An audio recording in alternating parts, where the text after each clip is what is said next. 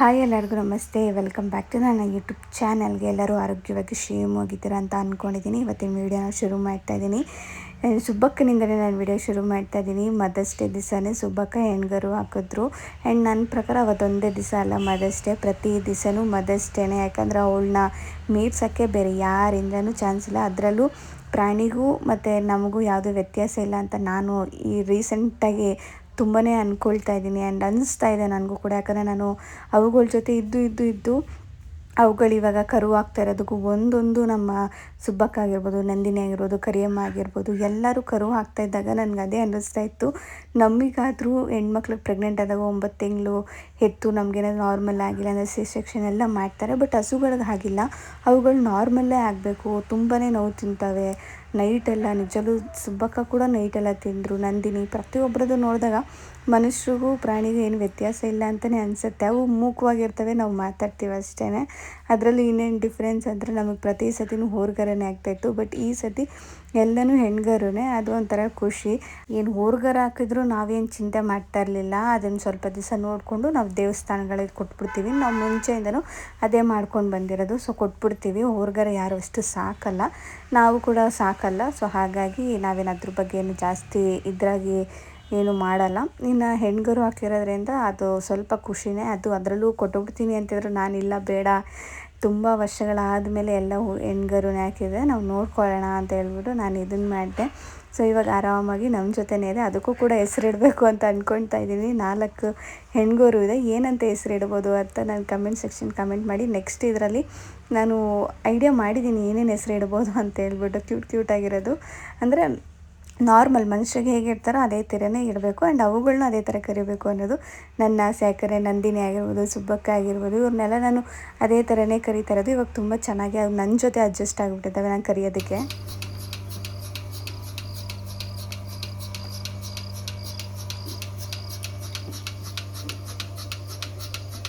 So ಆವತ್ತಿನ mother's day ಅಂತೂ ನಾನು ಅವುಗಳ ಜೊತೆನೇ ಕಳೆದಿದ್ದೀನಿ. ತುಂಬಾ ಒಂಥರ ಖುಷಿ ಆಯಿತು. ಇನ್ನು ಆವತ್ತು ಸಂಜೆ ಮೇಲೆ ಅಮ್ಮ ಮನೆಗೂ ಕೂಡ ಹೋಗಿದ್ದೆ ನಾನು. ಅಲ್ಲೂ ಕೂಡ ಅವ್ರ ಜೊತೆ ಟೈಮ್ ಪಾಸ್ ಮಾಡಿ, ಅಕ್ಕ ಜೊತೆ ಟೈಮ್ ಪಾಸ್ ಮಾಡಿ, ಪರಿ ನೋಡ್ಕೊಂಡೆಲ್ಲ ಬಂದ್ವಿ. ಬಟ್ ನಂಗೆ ಅದು ವೀಡಿಯೋಸ್ ಎಲ್ಲ ಮಾಡೋದಕ್ಕಾಗಲಿಲ್ಲ. ಅವತ್ತು ಅವ್ರ ಜೊತೆ ಮಾತ್ರ ನಾವು ಆರಾಮಾಗಿ ಎಂಜಾಯ್ ಮಾಡಿಕೊಂಡು ಮಾತಾಡ್ಕೊಂಡು ತಿನ್ಕೊಂಡಿದ್ದು. ತಿರ್ಗಾ ಫಾರ್ಮ್ ಹತ್ರ ಬಂದ್ವಿ. ಇವಾಗ ಸೈಲೇಜ್ ಬರುತ್ತಂತೆ, ಹಾಗಾಗಿ ಅದನ್ನೆಲ್ಲ ಅವರು ಹೇಳ್ಕೋಬೇಕಲ್ಲ, ಅದಕ್ಕೋಸ್ಕರ ಬಂದ್ವಿ. ಅದಕ್ಕೆ ಯಾರಾದರೂ ಒಂದು 3-4 ಜನಕ್ಕೆ ಬೇಕಲ್ಲ ಅಂತ ಹೇಳ್ಬಿಟ್ಟು ಹೋಗಿದ್ದಾರೆ ಕರ್ಕೊಂಬರೋಕ್ಕೆ. ಅವ್ರು ಬಂದಮೇಲೆ ಸೈಲೇಜ್ ಎಳೆದ್ಬಿಟ್ಟು ಊರಿಗೆ ಬೇರೆ ಹೋಗಬೇಕು ಅಮ್ಮ ಮನೆಗೆ. ಸೊ ಮದರ್ಸ್ ಡೇ ಇರೋದ್ರಿಂದ ಹೋಗೋಣ ಅಂತ ಹೇಳ್ಬಿಟ್ಟು. ತುಂಬ ದಿವಸ ಆಗೋಗಿತ್ತು ಪರಿನೂ ನೋಡಿ.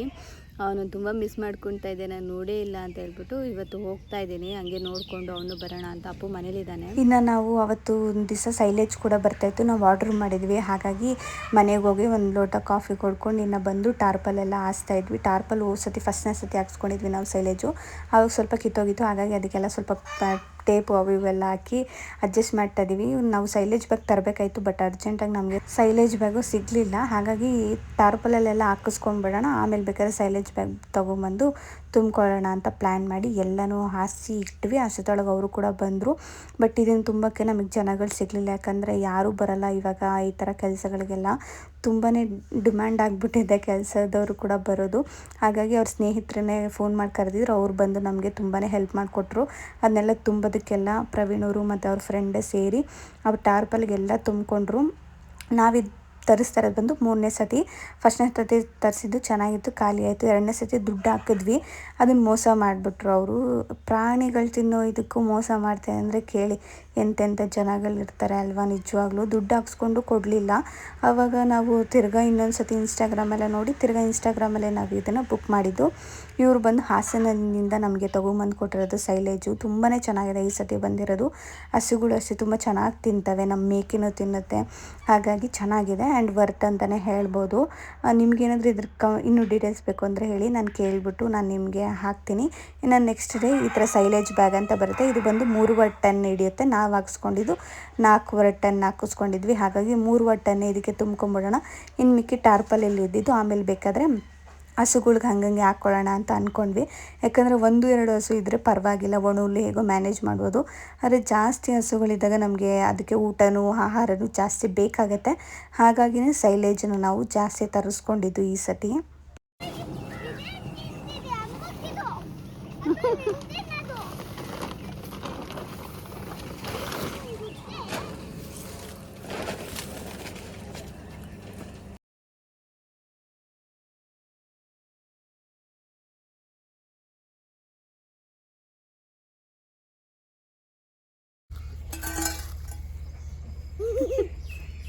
ಎಷ್ಟು ಗಲೀಜು ಮಾಡ್ಕೊಂಡಿದ್ಯಾ ನೋಡು ಬಟ್ಟೆನ.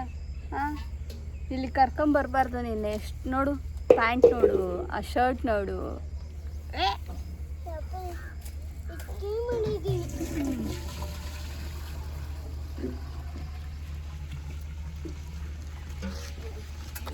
ಗುದ್ಲಿ ಸಿಕ್ಬಿಟ್ಟದೆ, ಅವಾಗಿಂದ ಬೇಡ ಕತೆ. ಹಾಂ, ಬರ್ತಿರೋ ಜಾಗದಲ್ಲಾದರೂ ಕ್ಲೀನ್ ಮಾಡ್ತಾ ಇದೀಯ ನೀನು. ಆ ಬಟ್ಟೆ ಎಲ್ಲ ಗಲೀಜು ಮಾಡ್ಕೊಂಡು ಏನೋ ಚೆನ್ನಾಗಿರೋ ಕಡೆ ಕ್ಲೀನ್ ಮಾಡ್ತಾವನೆ ಅಂದರೆ ಓಡಾಡೋ ಜಾಗದಾಗ ಕ್ಲೀನ್ ಮಾಡ್ತಾ ಇದ್ದಿ. ಹಾಂ ಪಾಪ, ಸಾಕು ಬಿಡಪ್ಪ ಸ್ವಾಮಿ.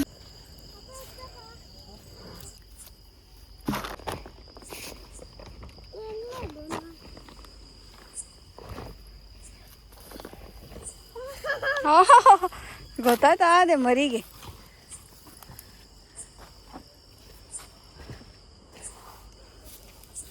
ಇನ್ನು ಸಂಜೆ ಹಾಲೆಲ್ಲ ಕರೆದಾಕಿ ತಿರ್ಗಾ ರಾತ್ರಿ ಎಷ್ಟೊತ್ತಾದರೂ ಪರವಾಗಿಲ್ಲ ಸ್ವಲ್ಪ ಅರ್ಧನಾದರೂ ತುಂಬಬೇಕು ಅಂತೇಳಿ ಪಾಪ ಅಪ್ಪು ಕೂಡ ನಮ್ಗೆ ಇದಕ್ಕೆ ಹೆಲ್ಪ್ ಮಾಡಿಕೊಟ್ಟ. ಪಾಪ ಅದು ಕೂಡ ತುಂಬಿ ತುಳಿದು ಎಲ್ಲನೂ ಮಾಡ್ತು. ನನಗಂತೂ ಒಂಥರ ಆಗೋಯಿತು ಅವನ ಕೆಲಸ ಎಲ್ಲ ಮಾಡ್ತಾ ಇರೋದಕ್ಕೆ. ಬಟ್ ಮಾಡ್ತಾನೆ, ಅವ್ನಿಗೆ ಮನ್ಸಿಗೆ ಬಂದರೆ ಎಲ್ಲನೂ ಮಾಡ್ತಾನೆ. ಇನ್ನು ರಾತ್ರಿ ನಾವೊಂದು ಅರ್ಧ ತುಂಬಿದ್ವಿ. ಆಮೇಲೆ ಅವ್ರ ಸ್ನೇಹಿತರನ್ನ ಕರೆಸ್ಕೊಂಡು ಪೂರ್ತಿ ತುಂಬಿ ಈ ಥರ ಹಗ್ಗದಲ್ಲಿ ಕಟ್ಟಿಬಿಟ್ಟಿದ್ದೀವಿ. ಅದಕ್ಕೊಂಚೂರು ಗಾಳಿ ಹೋಗಬಾರ್ದು, ಆ ಥರ ನಾವು ನೋಡ್ಕೋಬೇಕು. ಹಾಗಾಗಿ ದಾರ ಕಟ್ಟಿಕ್ಬಿಟ್ಟಿದ್ದೀವಿ. ಇನ್ನು ಮಿಕ್ಕಿದ್ನ ಹಾಗೆ ಟಾರ್ಪಲಲ್ಲಿದೆ. ಇವಾಗ ಹಾಕಬೇಕಲ್ಲ ಸಂಜೆ ಬೆಳಗ್ಗೆ ಎಲ್ಲ, ಆವಾಗ ಹಾಕ್ಕೊಂಡು ಖಾಲಿ ಮಾಡೋಣ, ಬೇಕಾದಾಗ ಅದನ್ನ ಎತ್ಕೊಳ್ಳೋಣ ಅಂತೇಳಿ ಕಟ್ಟಿಬಿಟ್ಟು ನೀಟಾಗಿ ಬಿಟ್ಟಿದ್ದೀವಿ. ಅದ್ರ ಬಗ್ಗೆ ಇನ್ನೂ ಡೀಟೇಲ್ಸ್ ಬೇಕು ಅಂದರೆ ಹೇಳಿ, ನಾನು ನೆಕ್ಸ್ಟ್ ವೀಡಿಯೋದಲ್ಲಿ ನಾನು ಹೇಳ್ತೀನಿ.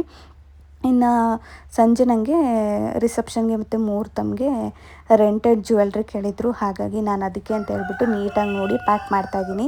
ನಾವು ಹೇಗೆ ಪ್ಯಾಕ್ ಮಾಡ್ಕೊಡ್ತೀವೋ ಅವ್ರು ಅದೇ ಥರ ಕೊಡಬೇಕು ಅಂತ ಹೇಳ್ಬಿಟ್ಟು ನಾನು ಅವ್ರಿಗೆ ಹೇಳಿದೆ. ಸೊ ಅವರು ಕೂಡ ಓಕೆ ಅಂತ ಹೇಳ್ಬಿಟ್ಟು ನಾನು ಇವಾಗ ನೀಟಾಗಿ ನಾನು ಪ್ಯಾಕ್ ಮಾಡ್ಕೊಳ್ತಾ ಇದ್ದೀನಿ. ಯಾಕಂದರೆ ತುಂಬಾ ಇದೆಲ್ಲ ತುಂಬ ದುಡ್ಡು ಕೊಟ್ಟು ತೊಗೊಂಡಿರೋದು. ಯಾಕಂದರೆ ಏನು ₹1 ₹2 ಎಲ್ಲ 10,000 15,000 ಮಟ್ಟಿಗೆ ಹೋಗಿದೆ ಈ ಥರ ಜ್ಯುವೆಲ್ರಿ ಎಲ್ಲನೂ. ಹಾಗಾಗಿ ನಾನು ತುಂಬ ಸೇಫಾಗಿ ನಾನು ತೊಗೊಂಡೋಗೋದ್ರೂ ಕೂಡ ಅಷ್ಟೇ ನೀಟಾಗಿ ಪ್ಯಾಕ್ ಮಾಡಿಕೊಡ್ತೀನಿ. ಆ್ಯಂಡ್ ನೀವು ಏನಾದರೂ ಈ ಥರ jewellery, rented, makeup, sari dropping ಏನಾದರೂ ಎನ್ಕ್ವೈರಿ ಇದ್ದರೆ ನಾನು ಸ್ಕ್ರೀನ್ ಮೇಲೆ ನಂಬರ್ ಕೊಟ್ಟಿರ್ತೀನಿ, ನೀವು ಕಾಲ್ ಮಾಡಿ ಎನ್ಕ್ವೈರಿ ಮಾಡಿ. ಇಲ್ಲಾಂದರೆ ಡೈರೆಕ್ಟ್ ಒಂದು ಮೆಸೇಜ್ ಹಾಕಿ ನಾನು ನಿಮಗೆ ಕಂಪ್ಲೀಟ್ ಡೀಟೇಲ್ಸ್ನ ಕಳಿಸ್ಕೊಡ್ತೀನಿ. ಇನ್ನು ಅದನ್ನೆಲ್ಲ ಪ್ಯಾಕ್ ಮಾಡಿ ಅವ್ರಿಗೆ ಕೊಟ್ಟು ಕಳಿಸಿ. ಇನ್ನು ಅವತ್ತಿನ ಸಂಜೆನೇ ನನಗೊಂದು ಸಿಂಪಲ್ ನಾನ್ ಬ್ರೈಡಲ್ ಮೇಕಪ್ ಕೂಡ ಬುಕ್ ಆಗಿತ್ತು. ಹಾಗಾಗಿ ನಾನು ಕೂಡ ಬೇಗ ಬೇಗ ರೆಡಿಯಾಗಿ ನಾನು ಲೊಕೇಶನ್ ರೀಚ್ ಆಗಿ ವರ್ಕೆಲ್ಲ ನೀಟಾಗಿ ಮುಗಿಸ್ದೆ. Hi, welcome back. ವರ್ಕೆಲ್ಲ ಮುಗಿಸ್ಕೊಂಡು ಬಂದೆ. ಇವಾಗ ಅಡುಗೆಗೆ ಇಟ್ಟಿದ್ದೀನಿ, ರೈಸ್ ಮಾಡ್ತಾಯಿದ್ದೀನಿ. ಅಜ್ಜಿನೇ ಸಾಂಬಾರು ಕೊಡ್ತೀನಿ ಅಂತ ಹೇಳಿದರು. ಸೊ ಹಾಗಾಗಿ ರೈಸ್ ಒಂದು ಇಟ್ಟಿದ್ದೀನಿ. ಎಲ್ಲರಿಗೂ ಸೇರಿಸಿನೇ ಇಟ್ಬಿಟ್ಟಿದ್ದೀನಿ ಒಂದೇ ಸತಿ.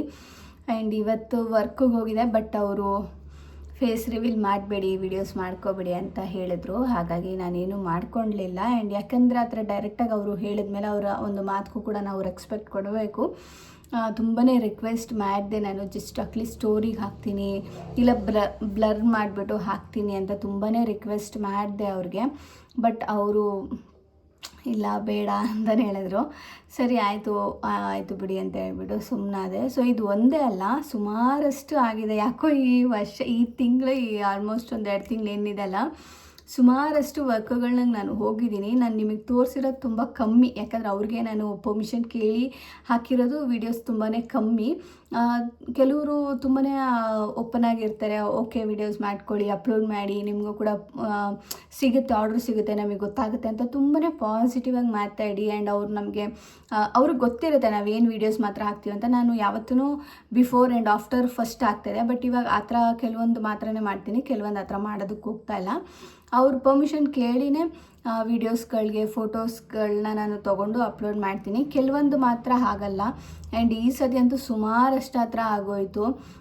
ನನಗೆ ಬೇಜಾರೇ ಆಗೋಯಿತು. ಯಾಕಂದರೆ ಎಷ್ಟು ಚೆನ್ನಾಗಿ ಬಂದಿರೋ ವರ್ಕೆಲ್ಲವ ಅವರು ಹಾಕಬೇಡಿ ಅಂತಲೇ ಹೇಳಿದ್ರು. ಒಂದು ವೇಳೆ ಹಾಕಿದರೆ ನನಗೆ ಇನ್ನೂ ಆರ್ಡ್ರ್ಗಳು ಬರ್ತಾಯಿತ್ತೇನೋ ಅಂತಲೂ ಅನ್ನಿಸ್ತಾ ಇತ್ತು. ಯಾಕಂದರೆ ಬ್ರೈಡ್ ಆರ್ಡರ್ಸ್ ನನಗೆ ಅದು ಬರ್ತಾನೆ ಇಲ್ಲ. ಬಂದಿತ್ತು, ಸುಮಾರಷ್ಟು ಮಾಡಿದ್ದೀನಿ, ಬಟ್ ಅವ್ರು ಯಾರೂ ಹಾಕಬೇಡಿ, ಫೇಸ್ ರಿವೀಲ್ ಮಾಡಬೇಡಿ, ಹಂಗಾಗುತ್ತೆ ಹಿಂಗಾಗುತ್ತೆ ಅಂತ. ಯಾಕಂದರೆ ಹಳ್ಳಿ ಎಲ್ಲ ನಾನು ಮಾಡಿರೋದೆಲ್ಲ ಇಲ್ಲೇ ಸುತ್ತಮುತ್ತ ಹಳ್ಳಿಲಿರೋದ್ರಿಂದ ನಾನು ಹಾಕೋದಕ್ಕೆ ಹೋಗಿಲ್ಲ. ಸುಮಾರಷ್ಟು ಫೋಟೋಸ್ ವೀಡಿಯೋಸ್ ನಾನು ತಕ್ಕೊಳ್ಳೋಕ್ಕೂ ಆಗಿಲ್ಲ, ಆ ಥರ ಎಲ್ಲ ಆಗೋಯಿತು. ಬಟ್ ಓಕೆ, ಏನೂ ಮಾಡೋಕ್ಕಾಗಲ್ಲ, ಎಲ್ಲರದೂ ಎಕ್ಸೆಪ್ಟ್ ಮಾಡಬೇಕು. ಅವಾಗೆಲ್ಲ ನಾನು ಮಾಡಿರೋದೆಲ್ಲ ಆಲ್ಮೋಸ್ಟ್ ಎಲ್ಲರಿಗೂ ನಾನು ಪರ್ಮಿಷನ್ ಕೇಳಿ ವೀಡಿಯೋಸ್ ಮಾಡ್ಬೋದಾ, ನಂದು ಚಾನಲ್ ಇದೆ, ನಂದು ಇನ್ಸ್ಟಾಗ್ರಾಮ್ ಪೇಜ್ ಇದೆ, 2 ಪೇಜ್ ಇದೆ, ನಾನು ಅದರಲ್ಲಿ ಹಾಕ್ತೀನಿ, ಮಿನಿ ವ್ಲಾಗ್ಸ್ ಹಾಕ್ತೀನಿ ಅಂತೆಲ್ಲ ಹೇಳಿಬಿಟ್ಟೆ ವೀಡಿಯೋಸ್ಗಳನ್ನ ಮಾಡ್ಕೊಳ್ಳೋದು. ಬಟ್ ಈ 2 ತಿಂಗಳಿಂದ ನನಗೆ ಯಾವ ಬ್ರೈಡ್ ಫೋಟೋಸು ಹಾಕಕ್ಕೆ ಬಿಟ್ಟಿಲ್ಲ, ಯಾವ ನಾನ್ ಬ್ರೈಡ್ ಫೋಟೋಸು ಹಾಕಕ್ಕೆ ಬಿಟ್ಟಿಲ್ಲ. ಎಷ್ಟು ಚೆನ್ನಾಗಿ ಬಂದಿರೋ ವರ್ಕ್ನೆಲ್ಲವೂ ಹಾಕೋದಕ್ಕೆ ಅವರು ಪರ್ಮಿಷನ್ ಕೊಡ್ತಾ ಇರಲಿಲ್ಲ. ಸೊ ಇನ್ನೇನು ಮಾಡೋಕ್ಕಾಗಲ್ಲ, ಹೋಗಲಿ ಬಿಡು, ನೆಕ್ಸ್ಟ್ ಅಪ್ಕಮಿಂಗ್ ಬಂದಾಗ ಅದನ್ನು ಹಾಕ್ಕೊಳ್ಳೋಣ ಅಂತ ಹೇಳ್ಬಿಟ್ಟು ಸುಮ್ಮನಾಗ್ತೀನಿ. ಯಾಕಂದರೆ ಅನ್ಕೋಬೋದು ಎಷ್ಟೋ ಜನ ಇವ್ರಿಗೆ ವರ್ಕ್ ಸಿಗ್ತಾಯಿಲ್ಲ, ಇದು ಮಾತ್ರ ಸಿಗ್ತಾಯಿದೆ ಅಂತ. ಬಟ್ ವರ್ಕ್ ಅಂತೂ ತುಂಬ ಚೆನ್ನಾಗಿ ಸಿಗ್ತಾಯಿದೆ, ನಾನು ಮಾಡ್ತಾಯಿದ್ದೀನಿ. ಬಟ್ ಅದೇ ಹೇಳ್ತಿದ್ನಲ್ಲ, ನಾನು ವರ್ಕ್ ಹಾಕ್ಕೊಳ್ಳೋಕ್ಕಾಗ್ತಾಯಿಲ್ಲ ಅವ್ರ ಪರ್ಮಿಷನ್ ಇಲ್ದಂಗೆ. ಯಾಕಂದರೆ ನಾವು ಸೋಷಿಯಲ್ ಮೀಡ್ಯಾದಲ್ಲೇ ಇರೋದ್ರಿಂದ ಕೆಲವ್ರಿಗೆ ಅನ್ಕಂಫರ್ಟಬಲ್ ಫೀಲ್ ಕೂಡ ಆಗುತ್ತೆ. ಅಯ್ಯೋ ಬೇಡ ಅಂತಲೇ ಅವರು ಆ ಥರ ರಿಕ್ವೆಸ್ಟ್ ಮಾಡಿ ಕೇಳ್ಕೊಂಡಾಗ ನಾವು ಕೂಡ ಒತ್ತಾಯ ಮಾಡೋಕ್ಕಾಗಲ್ಲ. ಆದಷ್ಟು ಹೇಳ್ತೀವಿ, ಅಟ್ಲೀಸ್ಟ್ ಒಂದು ಸ್ಟೋರಿ ಹಾಕ್ತೀನಿ, ಒಂದು ಪೋಸ್ಟ್ ಹಾಕ್ತೀನಿ, ಇಲ್ಲ ನನ್ನ ಸಪ್ರೇಟ್ ಒಂದು ಅನುಗೌಡ ಕನ್ನಡ ಒಂದು ಇದಿದೆ, ಇನ್ಸ್ಟಾಗ್ರಾಮ್ ಪೇಜ್ ಇದೆ ಮೇಕ್ ಓವರ್ದು, ಅದಕ್ಕೆ ಹಾಕ್ತೀನಿ ಅಂತ ತುಂಬ ರಿಕ್ವೆಸ್ಟ್ ಮಾಡ್ತೀನಿ. ಕೆಲವರು ಅಲೋ ಮಾಡ್ತಾರೆ, ಕೆಲವರು ಅಲೋ ಮಾಡಲ್ಲ. ಓಕೆ, ಇನ್ನೇನು ಮಾಡೋಕ್ಕಾಗಲ್ಲ ಅಂತ ಹೇಳ್ಬಿಟ್ಟು ಸುಮ್ಮನಾದೆ. ಆ್ಯಂಡ್ ಇವತ್ತು ಅದೇ ಪರಿಸ್ಥಿತಿನೇ, ಸೊ ಹಾಕೋಕ್ಕಾಗಲಿಲ್ಲ. ವರ್ಕ್ ಮಾತ್ರ ತುಂಬ ಚೆನ್ನಾಗಿ ಬಂದಿತ್ತು, ಅವರು ಕೂಡ ತುಂಬ ಇಷ್ಟಪಟ್ಟರು. ಬಟ್ ಅವ್ರು ಹೇಳಿದ್ರು ನೆಕ್ಸ್ಟ್ ಟೈಮ್ ಯಾವುದು ಕರೆದಾಗ ಖಂಡಿತವಾಗ್ಲೂ ನಾನು ವೀಡಿಯೋಸ್ ಫೋಟೋಸ್ ಎಲ್ಲ ತೆಗೆಸ್ಕೊತೀನಿ, ಬೇಜಾರು ಮಾಡ್ಕೊಬೇಡಿ ಅಂತ ಕೇಳಿದ್ರು. ಓಕೆ, ಅವರ ಒಂದು ಇದಕ್ಕೂ ಮಾತಕ್ಕೂ ಕೂಡ ನಾನು ರೆಸ್ಪೆಕ್ಟ್ ಕೊಡ್ತೀನಿ. ಇನ್ನು ಇವಾಗ ಬಂದು ಅಡುಗೆ ಇಟ್ಟಿದ್ದೀನಿ, ಏನು ಮಾಡೋದಿಲ್ಲ, ಮಲ್ಕೊಳ್ಳೋದೊಂದೇ ಒಂಥರ ಟಯರ್ಡ್ನೆಸ್ಸು. ಇತ್ತೀಚೆಗೆ ಕರೆಕ್ಟಾಗಿ ನಿದ್ದೆ ಆಗ್ತಾಯಿಲ್ಲ. ಜಸ್ಟ್ ಒಂದು 6 to 7 hours, 5 hours, 4 hours ಈ ಥರ ಆಗಿಬಿಟ್ಟು ನಿದ್ದೆ ಫುಲ್ ಎಳಿತಾ ಇದೆ ಕಣ್ಣು. ಎಲ್ಲರೂ ಈಚೆಗಡೆ ಕೂತಿದ್ದಾರೆ, ಆರಾಮಾಗಿ ಗಾಳಿಯಲ್ಲಿ ಕೂತ್ಕೊಂಡಿದ್ದಾರೆ ಚಾಪೆನಲ್ಲಿ. ನಾನು ರೈಸ್ ಇಟ್ಟು ಹಾಗೆ ಒಂಚೂರು ಸಾಂಬಾರು ಬಿಸಿ ಮಾಡಿ ಕೇಳಿದ್ರು, ಮಾಡೋಣ ಅಂತ ಬಂದೆ. ಹಾಗೆ ಇವತ್ತಿನ ವ್ಲಾಗ್ನ ಇಲ್ಲಿಗೆ ಎಂಡ್ ಮಾಡ್ತಾಯಿದ್ದೀನಿ.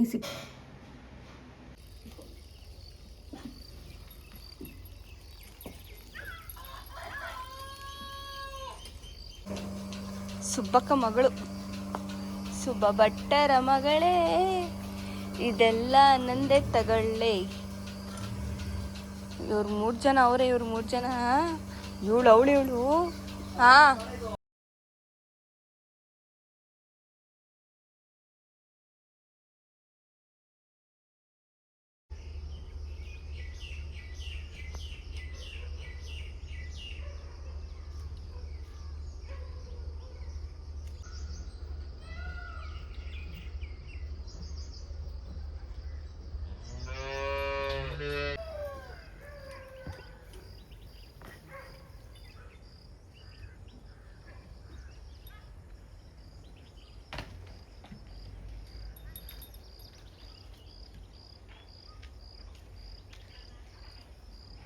ಇನ್ನು ನಮ್ಮ ಹೊಲದ ಹತ್ರ ಅಂತೂ ಬೇಜಾನ್ ನವಿಲುಗಳಿದೆ. ಆ್ಯಂಡ್ ಇವತ್ತಂತೂ ಒಂದು ಗಂಡು ನವಿಲು ಫುಲ್ ರೆಕ್ಕೆ ಫುಲ್ಲು ಬಿಚ್ಚಿಬಿಟ್ಟು ಹೆಣ್ಣುನವಿಲನ್ನ ಕರಿತಾ ಇತ್ತು.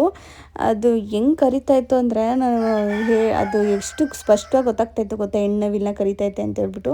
ಆ ಥರ 2-3 ನಿಂತಿತ್ತು ಫುಲ್ಲು ರೆಕ್ಕೆ ಬಿಚ್ಕೊಂಡು. ಬಟ್ ನಾನು ವೀಡಿಯೋ ಮಾಡಿದಾಗ ಒಂದೇ ಒಂದು ಸಿಕ್ತು. ಬಟ್ ಸಿಕ್ಕಾಪಟ್ಟೆ ಚೆನ್ನಾಗಿರುತ್ತೆ ಮಾತ್ರ, ಸಿಕ್ಕಾಪಟ್ಟೆ ನವಿಲು ಬರುತ್ತೆ, ಹಾರೋದು ಈ ಥರ ಎಲ್ಲ ಕುಣಿಯೋದು ಎಲ್ಲ ಮಾಡ್ತಾ ಇರುತ್ತೆ. ಇದೆಲ್ಲ ನಾವು ಪಾರ್ಕ್ಗಳಿಗೆಲ್ಲ ಹೋಗಿ ದುಡ್ಡು ಕೊಟ್ಟು ನೋಡ್ತೀವಿ, ಬಟ್ ನಮಗೆ ಫ್ರೀಯಾಗಿ ಸಿಗುತ್ತೆ.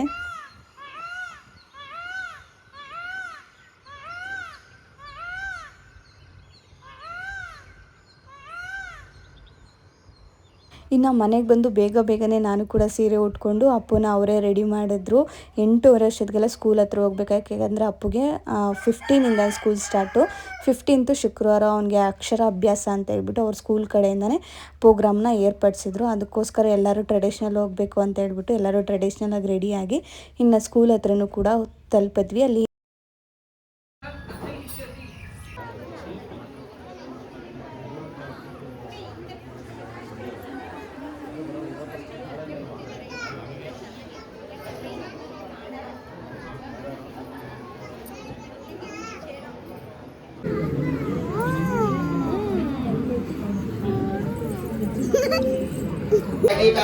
गुरु दक्षिणा मूर्ति देवता प्रसाद सिद्ध्यर्थम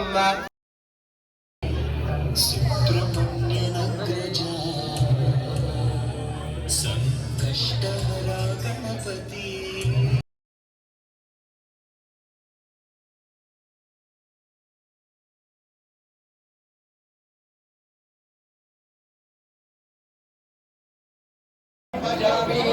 उदकं भाग्यं अर्घ्यं आचमनीयं समर्पयामि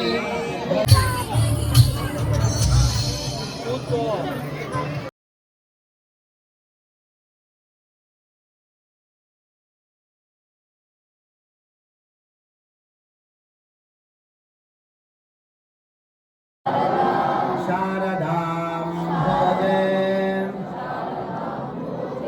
वदनां वदनाम्बुजे सर्वदा सर्वदास्माकं सन्निधिं क्रियते नमस्ते शारदा देवी काश्मीरपुरवासिनी त्वामहं प्रार्थये नित्यं विद्याबुद्धिं च देहि मे ಎಲ್ಲರ ಮೊದಲಿಗೆ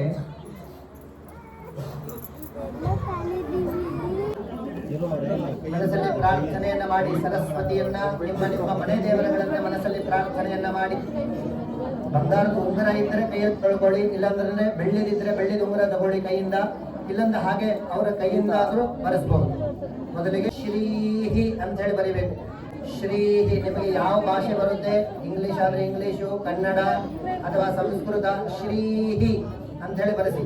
ಕನ್ನಡದಲ್ಲಿ ಬರೆಸಿದ್ರೆ ಮೊದಲಿಗೆ ಮಾತೃಭಾಷೆ ಪ್ರಧಾನ. ಶ್ರೀಹಿ ಎಲ್ಲರಿಗೂ ಪ್ರಾರ್ಥನೆ ಹೇಳಿ ಶ್ರೀ.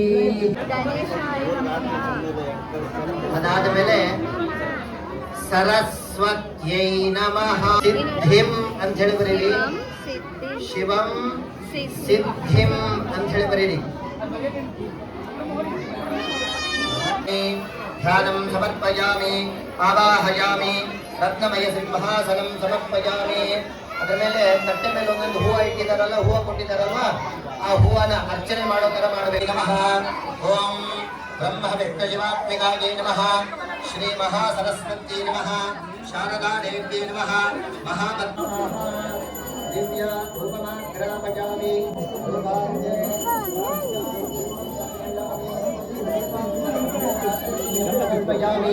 ವಿಳೆದೆಲೆ ಅಡಿಕೆ ಬಾಳೆಹಣ್ಣು ಕೊಟ್ಟಿದ್ದಾರಲ್ವಾ ಎಲ್ಲರಿಗೂ, ಆ ಬಾಳೆಯನ್ನು ತೊಟ್ಟು ಮುರಿದಿ. ನೈವೇದ್ಯಂ ಕರಿಷ್ಯೆ ಓಂ ಭೂರ್ಭುವಃ ಸ್ವಾಹ ಸತ್ಯನ್ನ ವರದೇನ ವರಸಿಂ ಜಾಮಿ. ಎಲ್ಲಿ ಸ್ವರ ಬಂದು ಅ ಅನ್ನುವಂತಹ ಅಕ್ಷರವನ್ನ ಬರೆಸಿ ಹೇಳ್ಕೊಡಿ. ಹಾಗೆ ಜೊತೆಗೆ ಅಷ್ಟೇ ಮಾತ್ರ, ಒಂದೇ ಮಾತ್ರ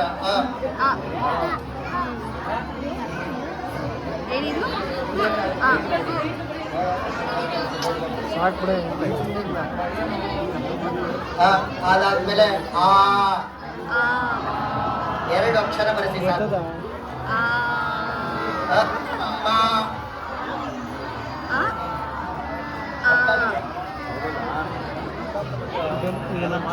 ತುಂಬ ದಿವಸದ ಆಸೆ ಅಂತಲೇ ಹೇಳ್ಬೋದು. ಅಪ್ಪುಗೆ ಅನ್ನಪ್ರಸನ್ನ ಕೂಡ ನಾವೆಲ್ಲೂ ಹೊರಗಡೆ ಹೋಗಿ ಮಾಡಿಸೋದಕ್ಕಾಗಲಿ ಅಟ್ಲೀಸ್ಟ್ ಅಕ್ಷರಾಭ್ಯಾಸನಾದರೂ ಮಾಡಿಸೋಣ ಅಂತ ಅಂದ್ಕೊಂಡ್ವಿ, ಬಟ್ ಆಗಿರಲಿಲ್ಲ.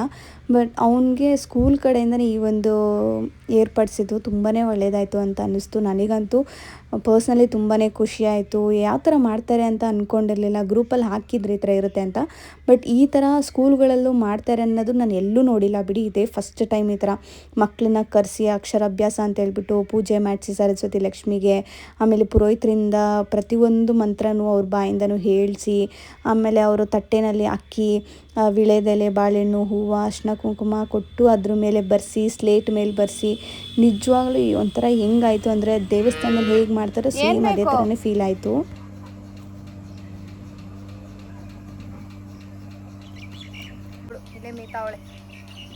ಅವರು ಹಾಲು ಕುಡಿಯೋಕ್ಕೆ ಕರಿತಾವ್ರು. ಸುಬ್ಬಿ ಸುಬ್ಬಿ ಏನು ಕಿವಿ ಚೆನ್ನಾಗದು.